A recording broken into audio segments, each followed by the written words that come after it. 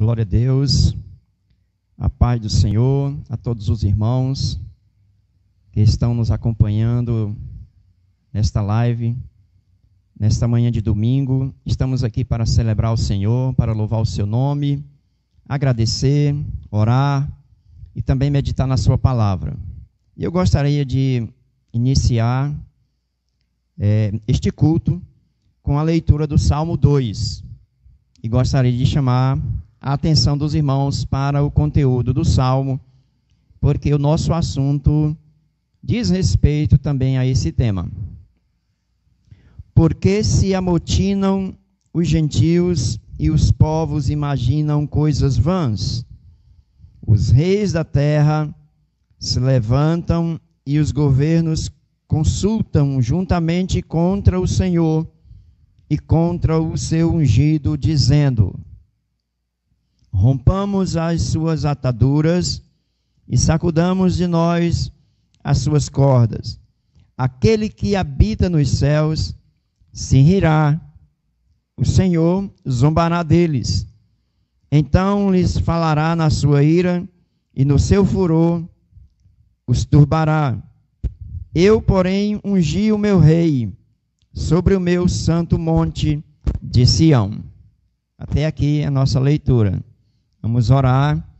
Esteja atento à nossa reflexão, ao nosso momento de adoração. Celebre esse momento na presença do Senhor. Pai, no nome de Jesus, queremos te agradecer por mais um dia e queremos te louvar, Senhor, pela oportunidade e o privilégio de estarmos aqui para exaltar o teu nome, tributar ao Senhor toda honra, toda glória, todo louvor. Entregamos a ti, Senhor, as nossas vidas como oferta de sacrifício vivo, que é o nosso culto racional. E nós queremos agradecer a ti, Senhor, por esse privilégio. Pedimos a tua bênção, clamamos que o Senhor nos abençoe nesta manhã, que possa estar alcançando cada irmão que está participando, que possamos todos juntos ser edificados, transformados, santificados, preparados para toda boa obra que vem da parte do Senhor. Abençoa a tua igreja de uma maneira geral.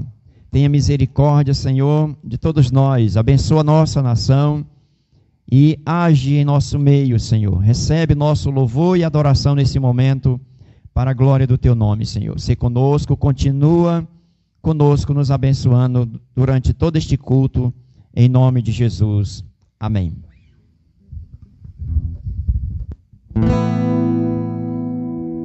Amém. Pai do Senhor, vamos louvar ao Senhor,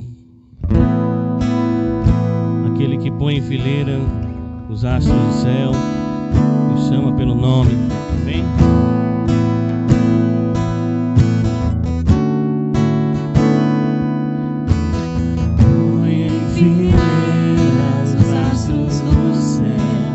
Chama pelo nome.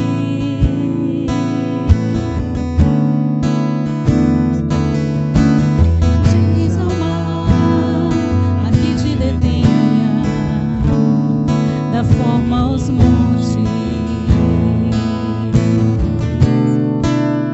Põe em fileiras os astros do céu. Chama pelo nome.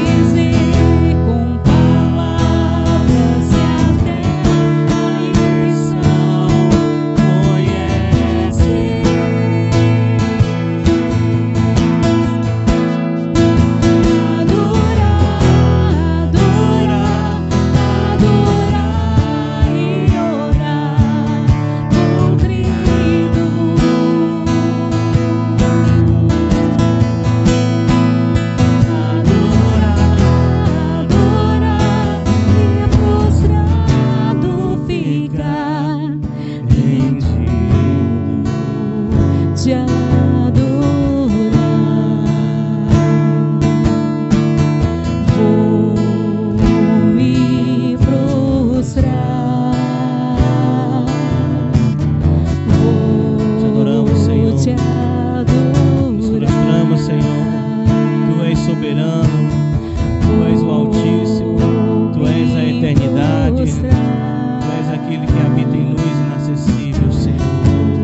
Te adoramos, Senhor, porque Tu és onipotente, Deus.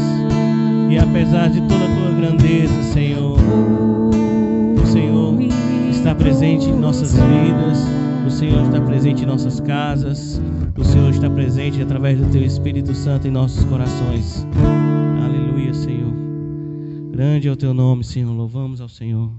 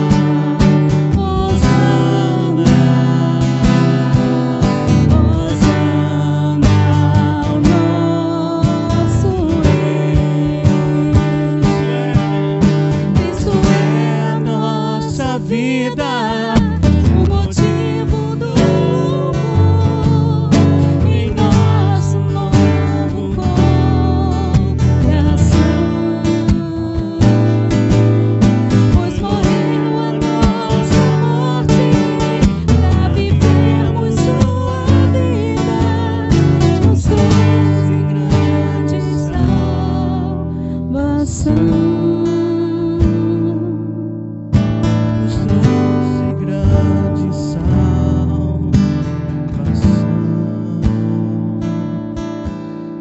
Aleluia, Senhor. Hosanas, magnifiquemos o teu nome, Senhor. Cristo é a nossa vida, o motivo do louvor em nossos corações, em nossas vidas, Senhor. É a tua bondade, é a tua fidelidade, é a tua presença, é tudo aquilo que o Senhor faz por nossas vidas, Senhor. Aleluia. Nosso desejo é te honrar, Senhor, te louvar.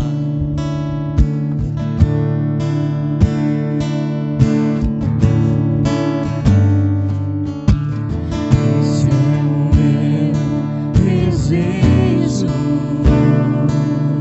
Senhor, te honrar. Com meu coração te adorar.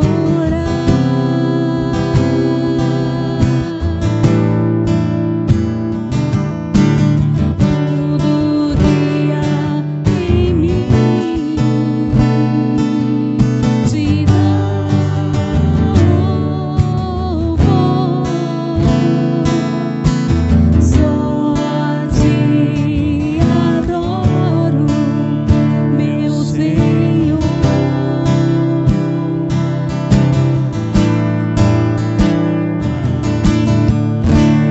Toma o meu coração e toda a minha alma.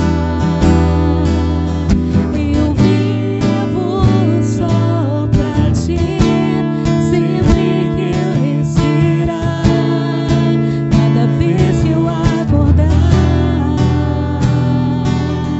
É o teu querer em mim. Toma o meu coração e toda a minha alma.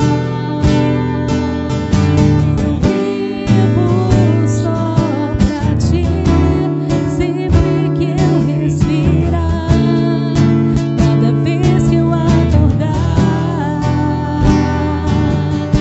É o teu querer em mim.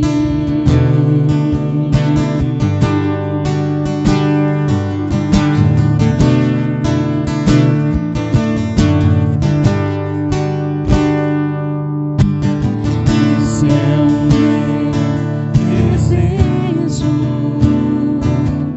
Senhor, te honrar. Com meu coração te adorar.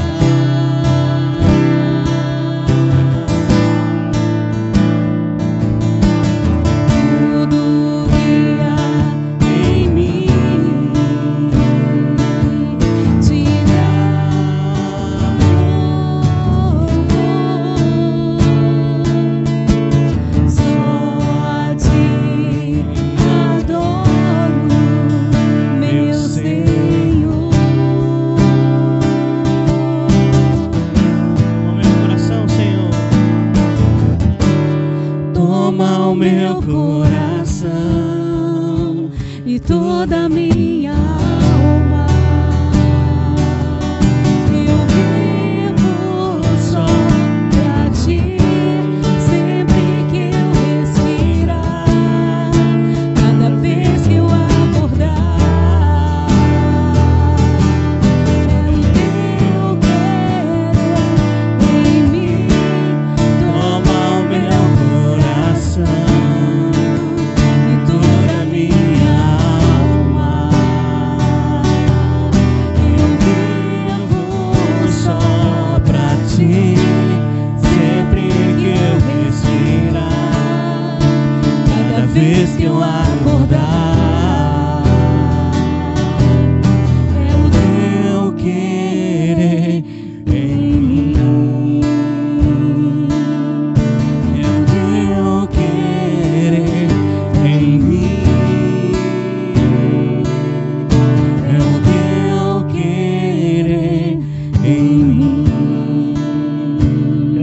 obrigamos, Senhor, porque tivemos um novo acordar, Senhor.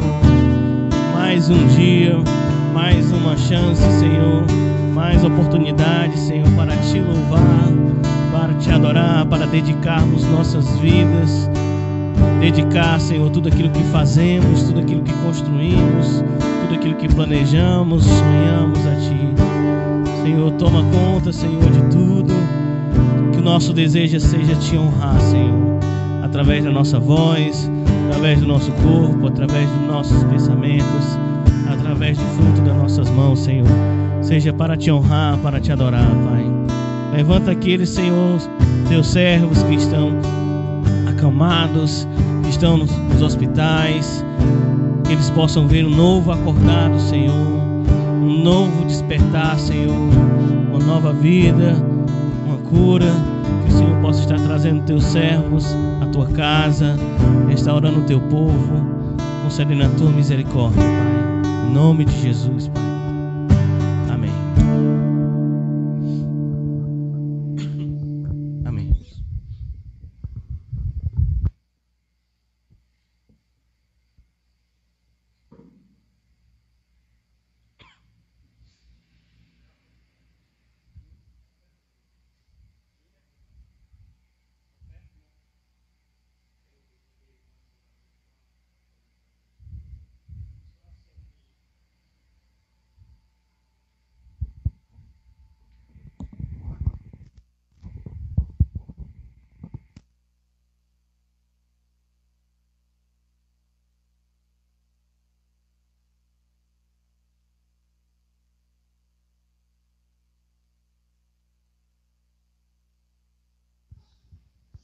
Glória a Deus. Bendito seja o nome do Senhor. Como é bom a gente louvar a Deus, adorar, exaltar o nome do Senhor. Glória a Deus. Nós vamos dar continuidade ao nosso culto dessa manhã. E eu gostaria de convidá-los a abrir a sua Bíblia no livro de Miqueias, capítulo de número 4. Glória a Deus. Miqueias, capítulo 4. Glória a Deus. Gostaria de fazer aqui um resumo do que a gente tem tratado no capítulo 4. Alguns irmãos não estiveram no culto, no último culto que nós apresentamos o texto. E eu queria falar com os irmãos sobre esse texto de uma maneira geral, o capítulo todo, mas o nosso foco hoje são apenas 3 versículos para fazer a conclusão. Nós tivemos uma primeira apresentação do capítulo 4 de Miqueias e nós tratamos do versículo 1 a 4, certo?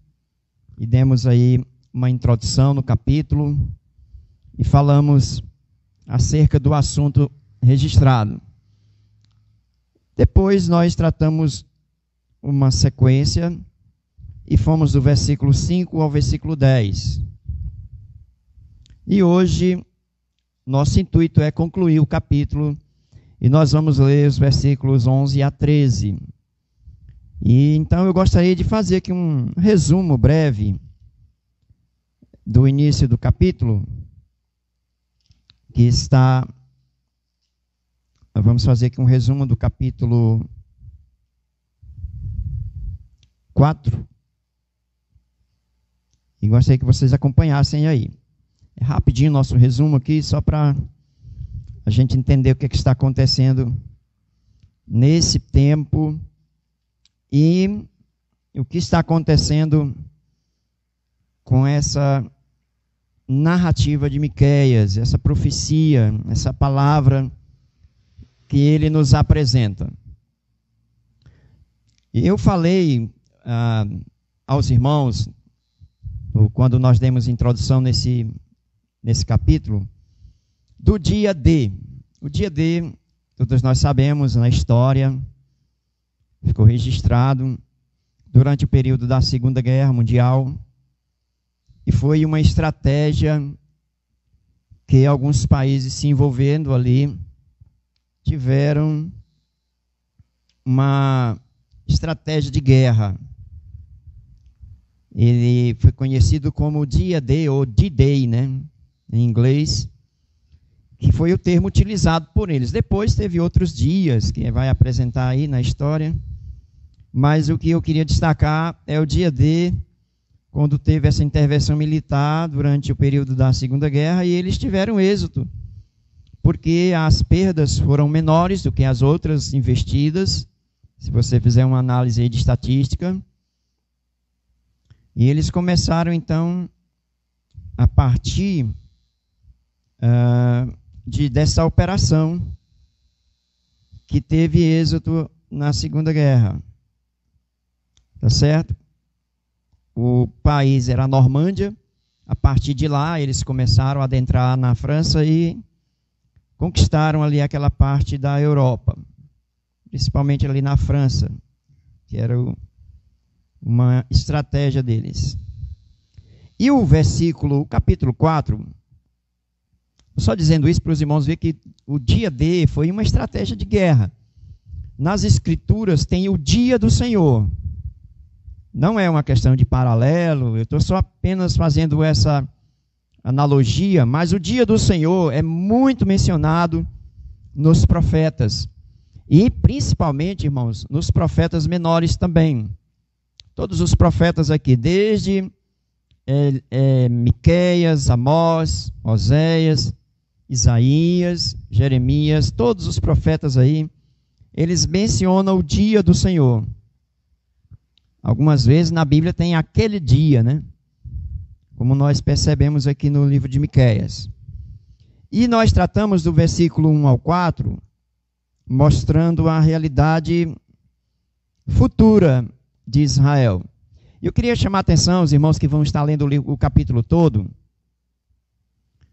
porque tem hora que o profeta Miqueias nos transporta para um futuro distante, que é o caso aqui do início desse capítulo. Ele nos leva ao período do milênio e da chegada do rei e do reino de Deus implantado nessa terra. Então nós temos aqui o ajuntamento de nações, não para a guerra, mas o ajuntamento de nações para o governo do Senhor, e quando eles estarão indo a Sião, adorar o Senhor e aprender a sua lei. Nós fizemos aí a apresentação desse texto em paralelo com o livro de Isaías capítulo 2. Depois os irmãos podem fazer essa conferência aí em casa. E nós tratamos do texto, mostrando as diversas situações em que acontecerá no fim. Interessante notar que esse capítulo, irmãos, ele é escatológico. Mas, ao mesmo tempo, não perca de vista, iria chamar a sua atenção ao profeta e ao seu tempo. Porque durante o período da profecia de Miqueias, nós temos aí alguns acontecimentos já ocorridos, mesmo no período em que ele profetizou. A gente viu isso, por exemplo, no capítulo 1, quando foi anunciado a invasão no Reino do Norte pela Assíria e a conquista da Assíria ali em 722 a.C., do que Miqueias presenciou essa invasão. E ele vai lamentar e chorar, porque ele tinha um apreço, um amor especial pelos camponeses, as cidades pequenas que estavam sendo invadidas ali e tomadas. Então não percamos de vista o profeta e o seu tempo. Nesse capítulo tem essa dinâmica aí, você vai perceber. Mas no início, do 1 ao 4, a gente percebe aí o reino do Messias. Tá certo? Do versículo 5 até o 10, nós temos aí uma divisão interessante. Se vocês fizerem a leitura, vão perceber isso. é que agora Miqueias se volta para o período em que ele está vivendo e, ao mesmo tempo, um período posterior, 100 anos depois, aproximadamente, quando Israel, Judá, Jerusalém, será conquistada pela Babilônia. Tá certo? Ele que viu as guerras ali da Assíria, e nós sabemos aí pela história que a Assíria sempre teve um embate político e de guerras na província da Babilônia. Houve uma conquista pelos caldeus da região, com a ajuda de algumas nações próximas, e uma libertação, por assim dizer, daquelas províncias do Império Assírio. E que esse embate, essa guerra na Babilônia fortaleceu e se tornou o que nós conhecemos como Império Neobabilônico.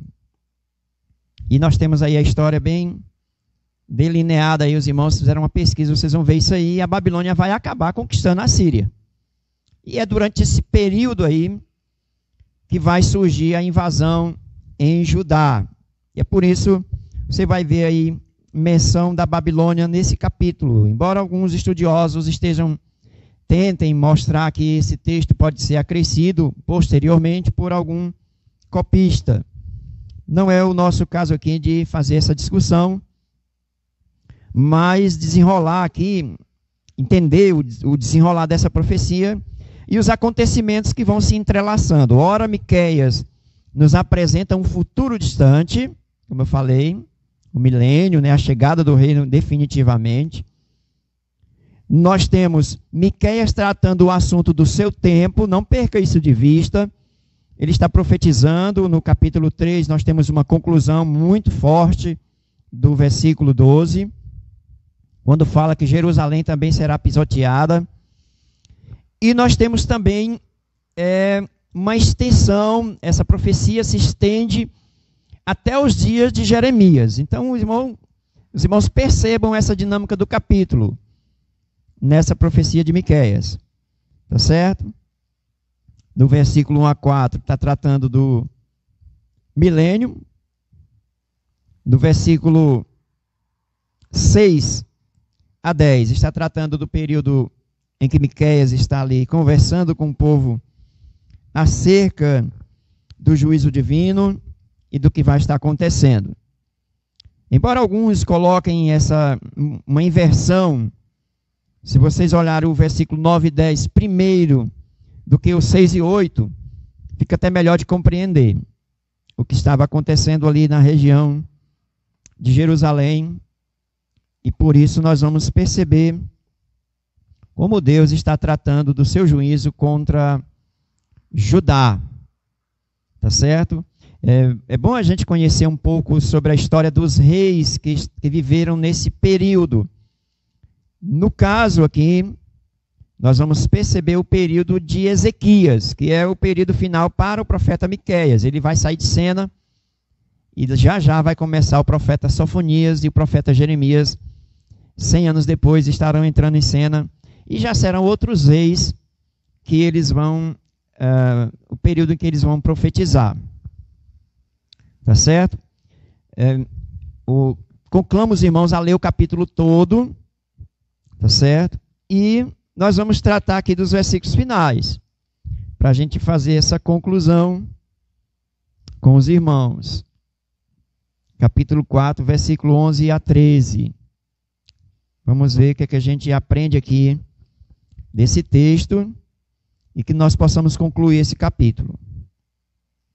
Quero abrir um parênteses aqui e falar para os irmãos o seguinte: o capítulo 4 e o capítulo 5 devem ser lidos juntos, porque perfaz todo esse momento, todo esse período aí, da situação de Miqueias, da situação de Jerusalém posteriormente, na invasão babilônica, e também sobre a vinda do Messias, que nós vamos ver aí no capítulo 5, versículo 2, a chegada do Messias, do rei, que governará de fato e de ir para sempre em Israel.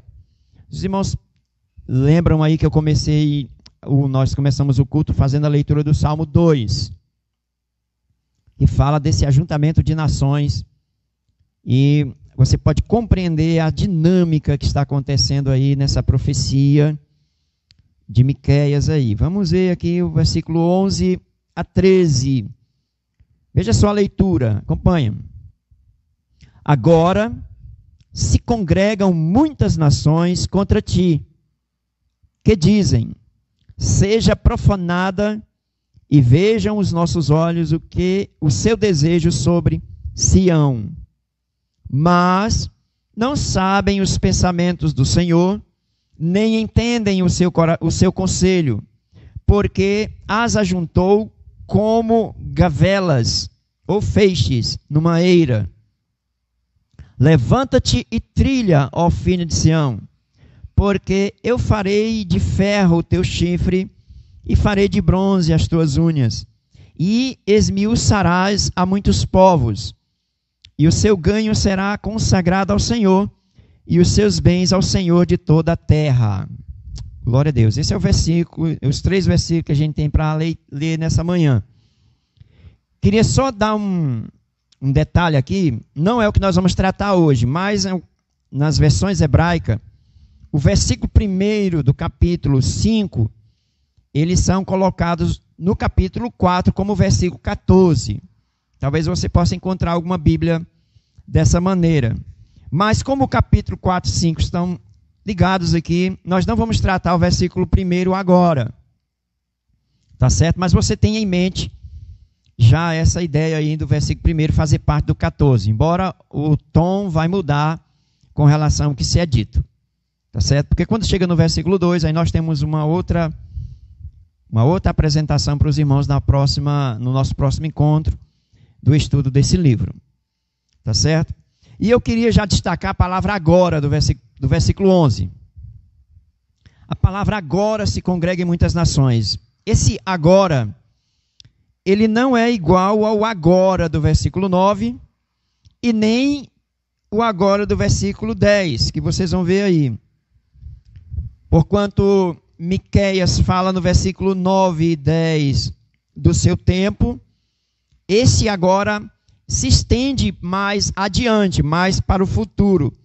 E, incrivelmente, antes do que ele iniciou o capítulo, quando as nações estarão se reunindo para adorar a Deus, não para profanar ou para a guerra, como é mencionado aqui no versículo 11.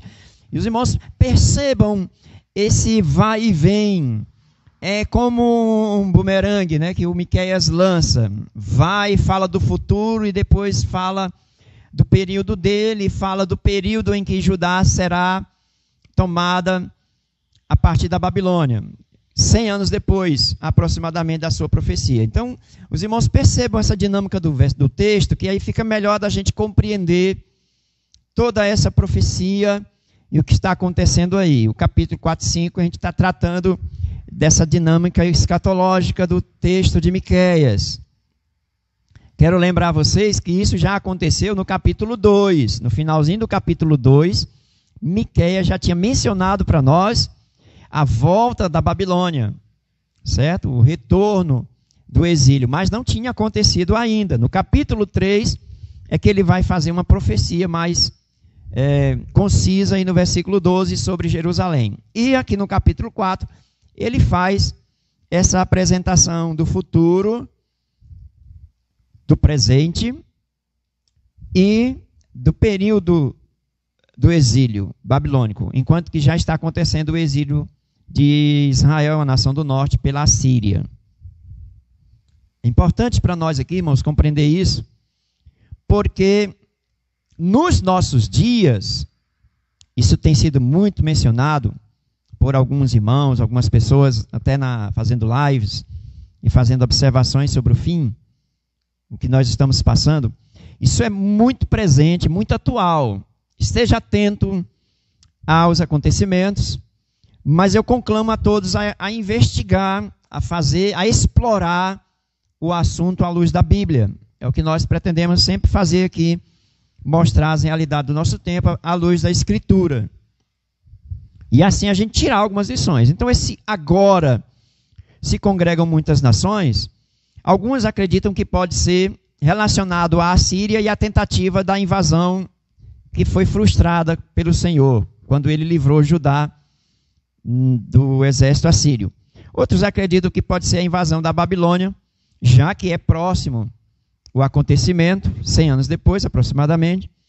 Mas alguns eruditos, alguns comentadores, acreditam que isso aqui está tratando de um assunto bem mais distante, lançando os leitores, os ouvintes, a um acontecimento mais distante na história em que Israel será sitiada novamente. É bom lembrar, irmãos, e eu chamo a todos a pesquisar isso, que Israel sempre esteve em guerra com as nações vizinhas, ali ao redor de Jerusalém, de Israel. Sempre tiveram, não é nenhuma novidade. Se você abrir o jornal, as notícias, de vez por outra, faz menção aí dessas guerras constantes. Pequenas guerras ali, de confrontos de Israel contra países próximos. Os árabes, ali na região da Síria, do Irã, da Turquia, a faixa de Gaza. A gente sempre sabe desses embates aí de Israel com essas nações. Só que esse versículo mostra um agrupamento maior. Congregam muitas nações. Se você já percebeu aí no versículo 2, muitas nações virão ao Senhor para adorar. E isso mostra que o versículo 2, ele é posterior ao versículo 11. Porque no versículo 11, eles estão querendo tomar Jerusalém. É uma guerra e um desejo ambicioso pela terra de Israel. Isso aí não é novidade. Muita gente já percebeu isto na história de Israel e principalmente quando nós lemos a Escritura. Porém, irmãos, nós sabemos que Deus que está no controle da história e que governa tanto Israel como as nações, Deus tem um propósito bem maior. E a gente vai percebendo isso à medida que a gente vai lendo a Escritura. Tá certo? Então esse agora, se congregam muitas nações, nos remete, nos lança a um futuro mais distante. Poderia aqui mencionar o Armagedon, certo? O Armagedon, que é uma guerra futura e que vai acontecer no Vale de Megido, mais conhecido como Esdrelon, e ali um campo aberto, onde muitas tropas ficaram ali acampadas. E interessante, eu queria fazer aqui uma observação com vocês. Nazaré, que fica mais ali para o lado do Mar da Galileia, quem estava em Nazaré estava bem pertinho desse vale aí. Então Jesus ele viveu muito tempo perto desse vale de Esdrelon, onde vai acontecer no futuro esse ajuntamento contra Israel. E é possível, se os comentadores estiverem certos, e é possível que a gente possa ver aqui, esse ajuntamento de nações contra Israel no futuro mais distante do profeta Miqueias. E mais distante do retorno do exílio babilônico. Que a gente já viu aí o retorno lá no capítulo 2. Nós temos isso se estendendo muito adiante na história. Nos nossos dias, nós estamos vendo isso se formando. Enquanto que nós estamos passando pela pandemia, e muita gente sofrendo nessa guerra dessa doença, as nações estão se reunindo lá naquela região. Se você fizer aí uma pesquisa, muitas nações fazendo alianças e assinando tratados. Isso tudo vai levando para cabo do cumprimento dessa palavra aqui. Porque as nações desejam Israel e a nação árabe, eles querem exterminar Israel, e a gente viu isso até na televisão, viu? Onde o Irã é um forte inimigo de Israel. Nós temos aí esse embate dos dois povos aí, essas duas nações. Quando nós olhamos para a Escritura, nós vemos como Deus controla toda essa história. E as nações pertencem ao Senhor. e essa ira das nações, acaba Deus trabalhando, usando isso para o seu propósito, no seu plano. O Armagedon, o tempo dos gentios, os irmãos pesquisarem sobre isso, está chegando ao fim. Está chegando ao fim. O reino será implantado definitivamente, como nós vimos aí no início do capítulo 4. A pedra daquele sonho do Nabucodonosor, quando a pedra atinge a estátua nos pés, a gente sabe que ali está falando do reino de Deus, que chegará e não passará mais adiante para ninguém.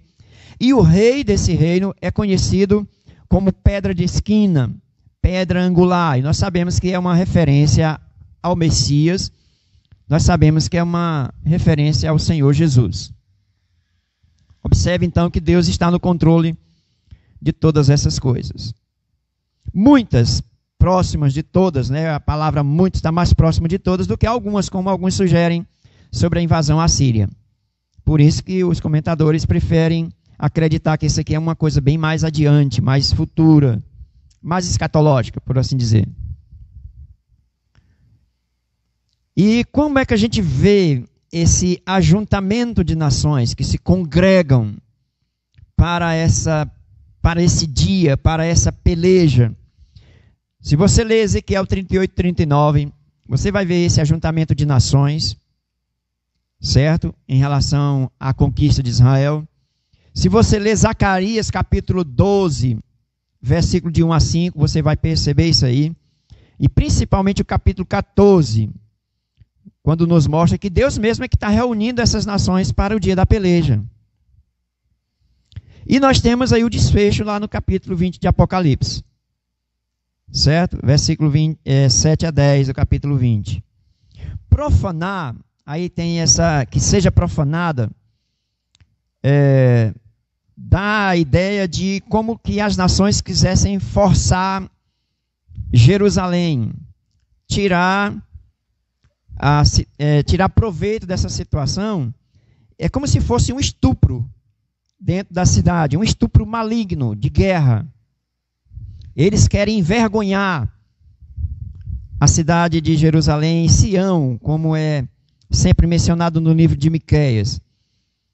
E eles têm essa ambição pelo desejo da região, da cidade de Jerusalém. Jerusalém sempre foi alvo de muita ambição na história. Desde que Davi conquistou Jerusalém,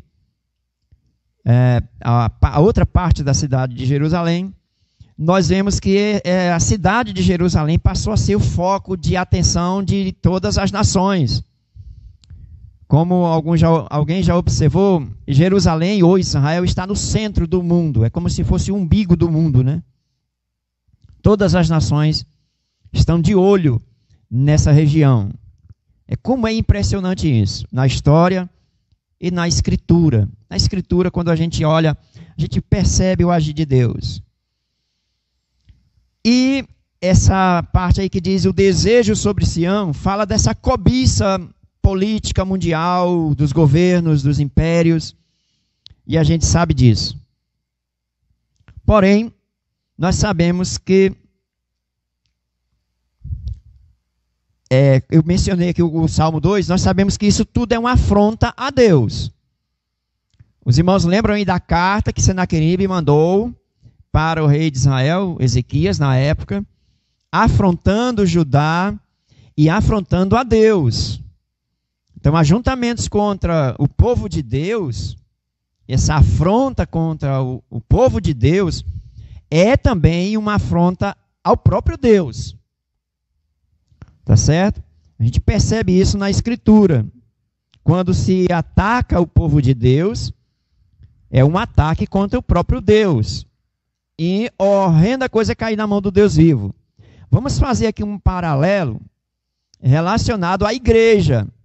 Os irmãos sabem que quando a perseguição estoura, ela se acentua em Jerusalém, aparece ali o que mais tarde se torna o apóstolo Paulo, um jovem Saulo, fariseu, que estava na ânsia de acabar com aquela religião nova, né? Como era chamada a seita dos nazarenos. E então, quando Jesus se apresenta a Paulo, ele diz que Paulo não está perseguindo a igreja, está perseguindo ele, Jesus. E aí todo o acontecimento da conversão de Paulo vai trazer muito benefício para a igreja futuramente. Observa isso aí, esse detalhe. Essa afronta contra o povo de Israel é uma afronta contra Deus, porque Deus tem uma aliança eterna com Israel, ele tem uma particularidade de tratamento com Israel, que compete a Deus, aprove a ele fazer assim.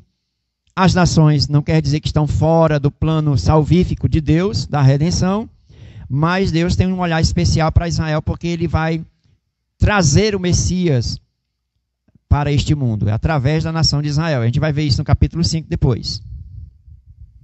No versículo 12, nós temos aí, mas não sabe os pensamentos do Senhor. Deus tem um plano, irmãos. Esse plano é infalível e é só um plano. Deus não tem um plano A e um plano B, como alguns parecem sugerir. Não, é um plano. Somente um plano de Deus. Certo? E esse plano, ele vai ser, vai alcançar êxito, porque é Deus que está no controle do seu plano. Tanto faz ser as nações como Israel, que são desobedientes a Deus, tanto um como o outro. Nós vamos ver Paulo tratando isso em Romanos. Prepare aí para Romanos, que é muito bom você já ter a ideia do pecado de Israel e o pecado das nações que Deus vai tratar simultaneamente. O julgamento, então, portanto, é para Israel, para Jerusalém, no caso aqui de Miqueias, na época de Jeremias, 100 anos depois, o exílio babilônico, é um julgamento de Deus. Deus utilizará as nações para julgar Israel, mas a mesa vai virar, e depois ele vai usar Israel para julgar as nações também. Então a gente vê isso aí, vai estar aqui no versículo 13. Mas sobre isso aí, os pensamentos do Senhor, que fique ciente de cada um, que Deus é soberano, não só de Israel. Ele não tem soberania só lá naquela nação. Ele é soberano sobre toda a terra. Toda a terra é do Senhor, disse ele mesmo. Toda a terra me pertence. E as nações fazem aquilo que Deus quer. E Deus, irmãos, na história a gente vê que Deus abençoa até as nações de fora de Israel e usa eles como ferramentas para o seu plano. Deus vai tratando desses assuntos de uma maneira extraordinária na Bíblia. Como é bom a gente saber disso. Deus está no controle.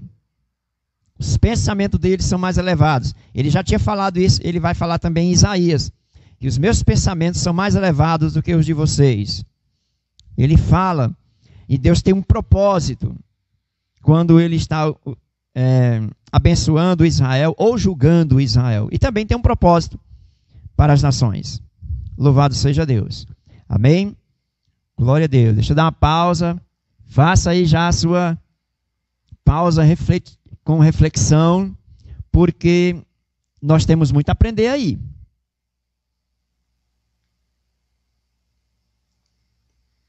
Tem muita coisa para a gente aprender com esse texto e aprender com essas declarações da parte do Senhor.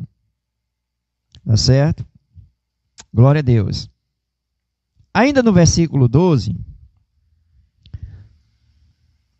nós temos assim, olha, não sabe os pensamentos do Senhor, nem entende o seu conselho, porque as ajuntou como gavelas. Algumas versões têm gavelas.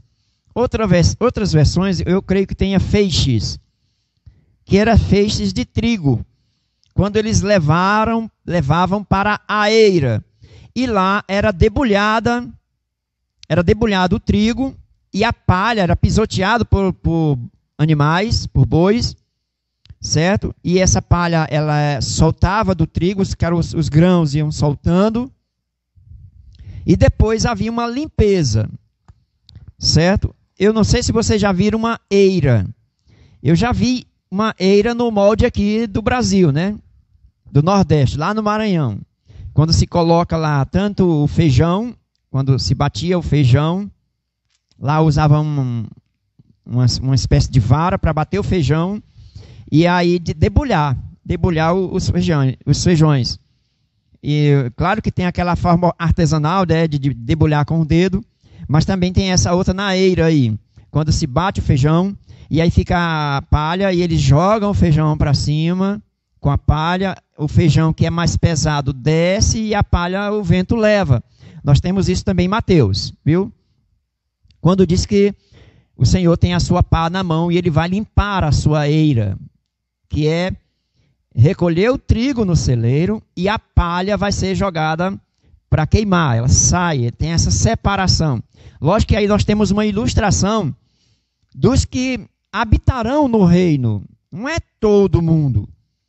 Vai ter uma separação do trigo e da palha. Isso também serve de alerta para nós como igreja. Não devemos ser palha, mas trigo. A igreja é trigo. E que nós tenhamos essa vida de fruto relacionado ao trigo, né? Glória a Deus. E o que é essa questão da eira? Eu acredito que vocês conhecem um ditado que diz assim, olha, sem eira e nem beira. Acho que vocês já viram esse ditado. O que seria sem eira e nem beira no ditado popular? É que a pessoa é sem recurso.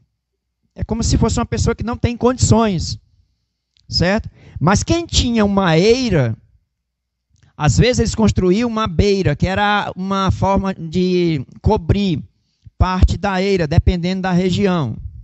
Porque esse ditado não surgiu no período de Israel, foi bem posterior. Mas ele está relacionado à eira. Então, quem não tem uma eira, não tem mantimento para casa, não tem sua roça para trazer e tratar ali do trigo para poder fazer o seu alimento. Então, era uma pessoa pobre, né? Então, eles não tinham eira nem beira, né?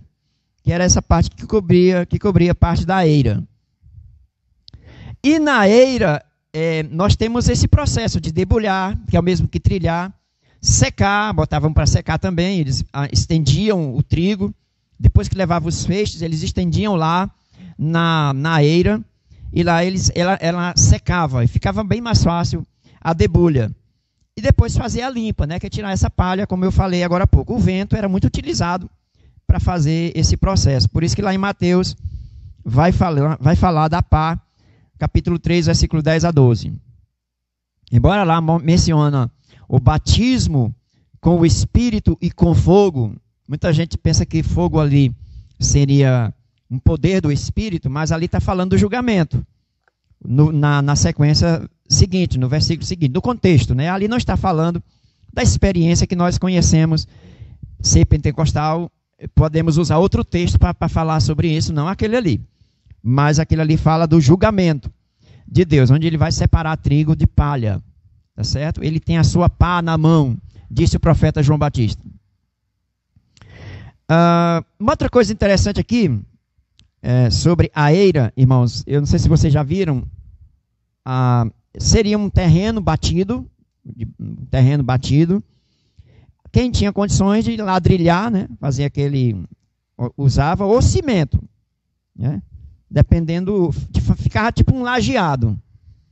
Aí dependia de cada pessoa, de cada situação, às vezes era maior, às vezes era menor, dependendo da família. Isso aí são detalhes da eira. O versículo diz que Deus ajuntou como feixe essas nações. Ele ajunta, o seu povo ele ajunta, porque ele vai fazer a debulha, ele vai fazer a limpeza. O julgamento, irmãos, tem que estar na nossa mente com relação a esses textos bíblicos. O julgamento da parte do Senhor.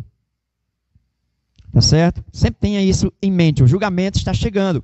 E lembre-se que uma função, a obra do Espírito Santo, quando ele foi enviado como promessa para nós, igreja, e para o mundo, é que ele ia convencer o mundo do pecado, da justiça e do juízo. Isso está ligado um ao outro. Do juízo, porque Deus estará trazendo um julgamento a essa terra. Versículo 13. Levanta-te e trilha, ou debulha, né? Ó filha de Sião, porque eu farei de ferro o teu chifre e farei de bronze as tuas unhas. Interessante, se vocês voltar um pouquinho no capítulo aí, vai ver que Israel está com dores de parto. Já aqui, a filha aparece, né? Aqui já é uma situação favorável a Israel. Não é como uma mulher que sente dor. Agora, uma filha que tem essas prerrogativas dadas pelo Senhor. Levanta-te e trilha. Deus é que está dando essa ordem, irmãos. Não é o profeta, não é a nação de Israel por si só. Deus é quem está dando essa ordem a Israel. Isso é muito interessante, porque nos lembra todos os acontecimentos proféticos da Bíblia como um todo, e o que o Senhor Jesus menciona no capítulo 24 e 25 de Mateus. Porque a gente percebe as dores de parto acontecendo ali no período da tribulação, mas ao mesmo tempo o julgamento na volta do Senhor. Nós temos ali uma espécie de explicação de Miqueias, se você observar no capítulo 24 e 25, ele explicando ou relatando esse mesmo assunto, jamais para o futuro na sua vinda, certo? Então isso é importante a gente ter essa noção aí do que está acontecendo relacionado ao juízo. E essa ordem dada por Deus, a ideia aí, quando diz aí, esmiuça a muitos povos, esmiuçará, né, a muitos povos, é essa ideia da eira, quando o animal ele pisava, né, o boi, ele pisava no trigo, no feixe que era juntado lá na eira. Fala do julgamento, fala da força, do poder que Israel vai obter novamente. Israel se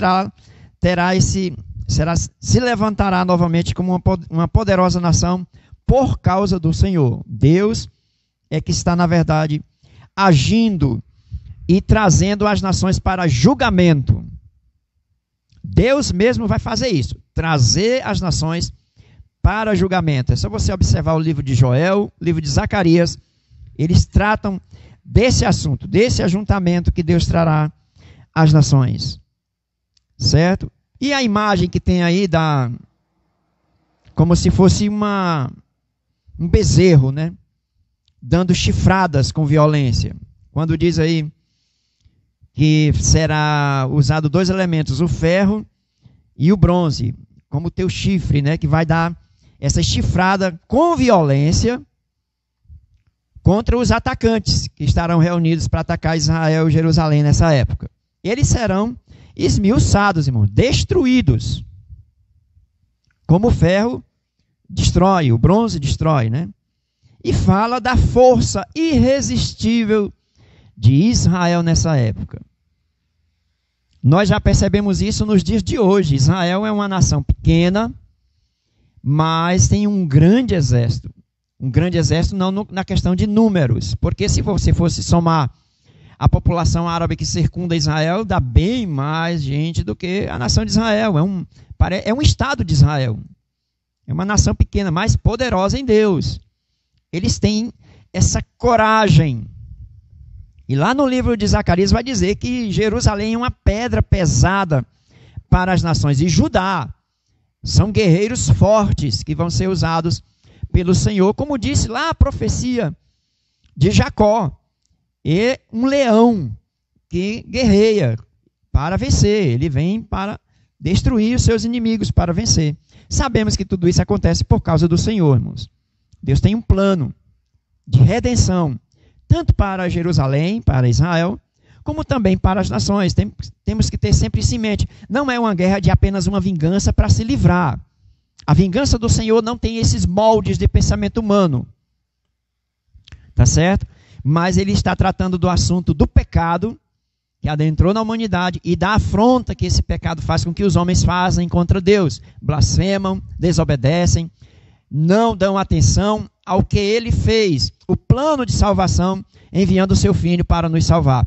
Temos que estar atento a isso, porque toda essa misericórdia, essa graça de Deus que está sendo derramada pelo Senhor, vai ter um dia em que o Senhor usará de sua ira. Não quero dizer que quando ele estiver usando da sua ira não salvará, porque todo que invocar o nome do Senhor será salvo, mesmo nesse período de julgamento. Mas que a graça do Senhor, o amor de Deus, a misericórdia de Deus, reteve a sua mão de justiça provisoriamente, temporariamente, mas ele está julgando a igreja, está julgando as nações, está julgando Israel. E isso vai ter um clímax, um final da parte do Senhor. E é o que Miqueias nos apresenta nesses 2 capítulos aqui, 4 e 5. E essa parte aí que diz consagrada ao Senhor, se vocês lerem Deuteronômio, vamos ver isso aí, quando uma coisa era consagrada a Deus, tanto para ser utilizado, como não. Como é quando era destruído mesmo. As nações, nesse caso, eles serão consagrados ao Senhor, por quê? É como se fosse... A ideia que temos aí, irmãos, é colocar alguma coisa sobre interdito. E que fica a critério daquele que conquistou. As nações que serão destruídas aqui, não quer dizer que morre todo mundo. Há uma vitória da parte do Senhor e um julgamento sequente. E nesse julgamento nós teremos salvação também. É bom sempre a gente estar atento. E aí eu convido vocês a ler Mateus 25, o capítulo todo, vocês vão ver essa dinâmica aí, desde a parábola das virgens até o final do capítulo, onde estará tratando desse julgamento, não somente da igreja, mas de todo mundo e das nações, como a gente vai ver no desenrolar do capítulo. Uma outra coisa que é interessante aí, é que a palavra Senhor, do versículo 13, nós temos na nossa Bíblia uma palavra Senhor só com letras maiúsculas, e nós temos a segunda palavra com Senhor e letras minúsculas, só o S sendo maiúsculo. Esse Senhor, primeiro, é o Yahvé, é o Deus de Israel, né? O consagrado ao Senhor, ao Deus verdadeiro, ao Yahvé. E essa palavra Senhor em minúsculo, as letras seguintes, é a palavra Adonai, quando se refere que o Senhor é de toda a terra. A gente sabe que quando Deus se apresenta a Israel, tem essa parte de Yahvé, é o Senhor, é o Deus de Abraão, de Isaac e de Jacó. A gente vai ver esse destaque, e os profetas sabem disso. Mas ele utiliza a palavra Senhor para as nações, porque Deus é Deus de Israel, mas também é o Senhor das nações. Certo? Interessante como o profeta ele é cuidadoso, ele não colocou a mesma palavra Senhor no que ele quis dizer. Quando ele se refere às nações, ele usa a palavra Senhor sendo Adonai, o Senhor de toda a terra.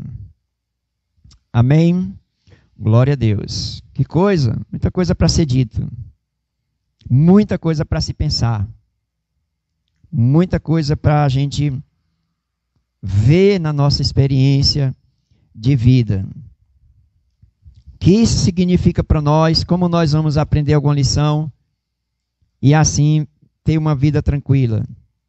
Irmãos, eu fiz umas aplicações no outro culto, do capítulo 4, versículos 5 a 10, e eu acredito que é pertinente para nós estarmos atentos aos acontecimentos, não por conta apenas da pandemia. Não olhe só para a pandemia como se fosse o final dos tempos, é só aquilo ali. Não fique somente com essa visão. Isso é perigoso. Você pode valorizar demais o que ainda vem aí pior. O que ainda vem aí que seja pior. Quando você vê uma coisa pior do que essa, então você pode ficar mais assustado ainda. Como a gente encara esse momento? Como você vai olhar para a realidade que estamos vivendo, que é caótica, que é delicada, e a gente perceber o cumprimento da palavra do Senhor nos nossos dias. Alguns estão dizendo que aí já é o princípio das dores. E, na verdade, alguns já disseram isso há mais tempos atrás aí. Já começou, estamos no fim. É possível que muitas gerações de crentes disseram isso vez por vez. Cada geração disse lá no seu tempo. Estamos nos últimos dias. E nós hoje temos um grande número de irmãos dizendo que nós estamos também nos últimos dias. Se nós entendermos a palavra últimos dias, desde Atos capítulo 2, então realmente estamos nos últimos dias. Mas quando você fala últimos dias pensando na grande tribulação, aí é bom a gente ter mais cautela quando tratar do assunto. Convido os irmãos a conhecer isso à luz da Bíblia, e não à luz de um acontecimento externo solto, aleatório ou isolado. A sequência da Bíblia ela não vai ser ferida, tem uma sequência lógica. Dores de parto para Israel tem um significado muito forte aí. E a gente vai ver isso não apenas no profeta Miqueias, mas também nos outros profetas. Inclusive, Jesus falou para Israel das dores de parto também quando ele profetizou. Então a gente precisa ver isto que está acontecendo. Não é o livro de Miqueias o único que trata do assunto. É o livro que nós estamos estudando. E veja como ele é atual. Nós estamos estudando um livro que foi escrito há mais de 2.800 anos atrás, aproximadamente 2.800 anos. E nós temos aqui os acontecimentos que ele não menciona no livro dele. Ele não viu tudo. A profecia dele é limitada ali. Foi 40 anos aproximadamente, 40 a 50 anos de profecia, de apresentação da palavra, e ele não vislumbrou todos os acontecimentos. Nós temos várias outras informações nos outros profetas e também no livro de Apocalipse e no Novo Testamento. Para nós já temos isso como algumas coisas já aconteceram. Para Miqueias ainda vai acontecer. Para nós, algumas coisas já aconteceram. Por exemplo, quando Israel volta do exílio babilônico, quando Jesus nasce, né, e vai ter o seu ministério, e agora a experiência da igreja, o surgimento dessa nova entidade chamada igreja por nós. O reino de Deus, então, estabeleceu uma agência permanente aqui, e essa agência, eu estou chamando aqui a igreja de agência, mas se você tiver uma palavra mais apropriada, mais forte do que essa, não tem problema. Nós somos embaixadores do reino. Embaixadores de Cristo. Então a igreja ela tem essa função, essa funcionalidade na época em que nós estamos vivendo, principalmente porque ela vai sair de cena. O nosso trabalho vai ter o seu final quando a igreja for arrebatada. Não que a igreja vai parar de trabalhar, porque no reino de Deus, na vinda do rei, nós continuaremos trabalhando. Um outro tipo de trabalho, logicamente. Os trabalhos serão bem mais diferente na época do reino milenar, mas ainda continuaremos trabalhando, e não somente durante o reino milenar, mas toda a eternidade, irmãos. Nós não temos uma rede para se balançar lá no céu. Tem muito trabalho para fazer. Agora não se preocupe não, que nós não vamos ficar mais cansados. Não vai ficar mais com dor nas costas, dor nos braços e tudo mais. Tá certo? Mas nós continuaremos trabalhando. Então o que devemos fazer? Andar com Deus. Conhecendo essas passagens bíblicas e como igreja que a gente é, a despeito da tribulação que se avança, que acontece na direção da humanidade, continuemos a andar com Deus.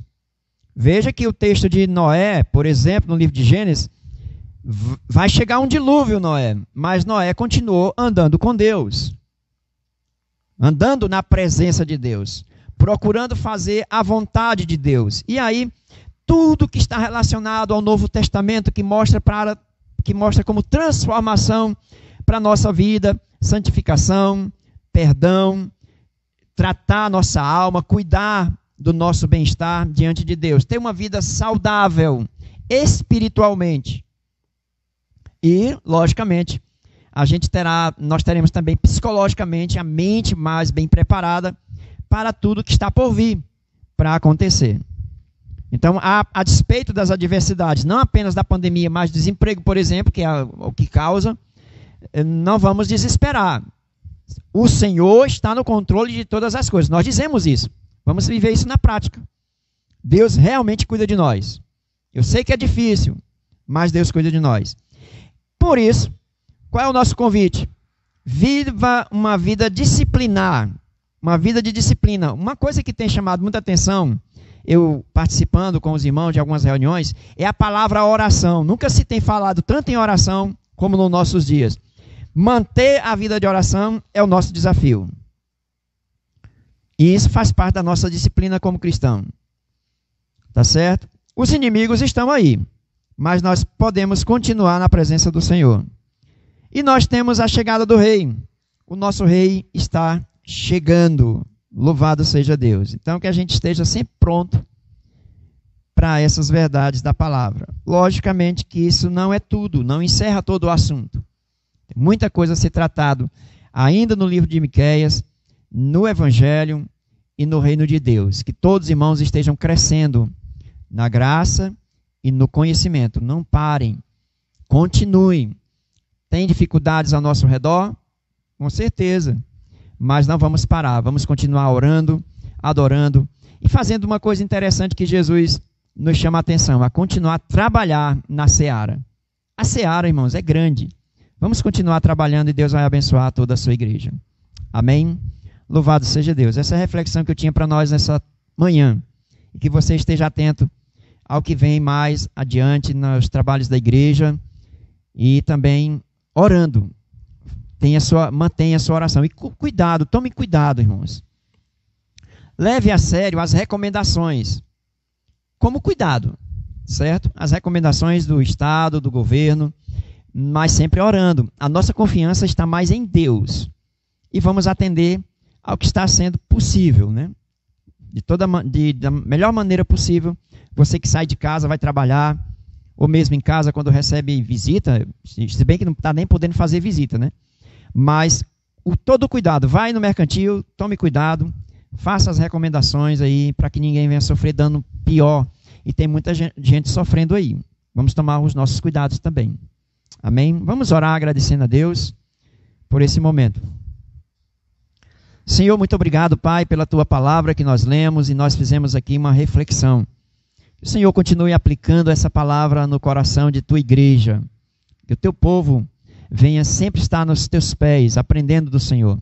Nossa esperança é que o Senhor venha. A palavra Maranata está na nossa mente. Vem depressa, amado meu, como disse a noiva de Cantares. Vem depressa. E nós sabemos pela Tua palavra que o Senhor respondeu: eis que breve venho, eis que cedo venho. Então vem, Senhor Jesus, Maranata. Portanto, abençoa Teu povo, Tua igreja, para que essa esperança não venha desfalecer, mas os Teus filhos continuem firme, forte, na presença do Senhor, caminhando e fazendo a Tua vontade, Senhor. Em nome de Jesus, abençoa Teu povo. Tenha misericórdia da nossa nação, do nosso estado, de tudo que está acontecendo.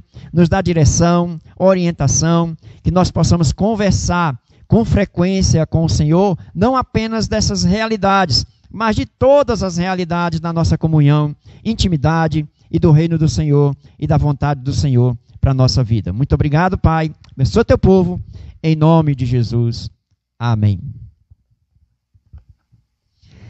Você que estiver aí em casa, pode levantar suas mãos. Nós vamos administrar aqui a bênção apostólica. Que a graça do Senhor Jesus Cristo, nosso eterno Salvador, o amor de Deus, o nosso Pai, a comunhão, a consolação, a direção, poder do Espírito Santo do Senhor permaneça na vida da igreja dele, em toda essa terra. E os irmãos possam dizer amém. Amém. E Deus abençoe a todos em nome de Jesus. Até terça-feira, culto de oração. Participe. 7h30 na live, em nome de Jesus.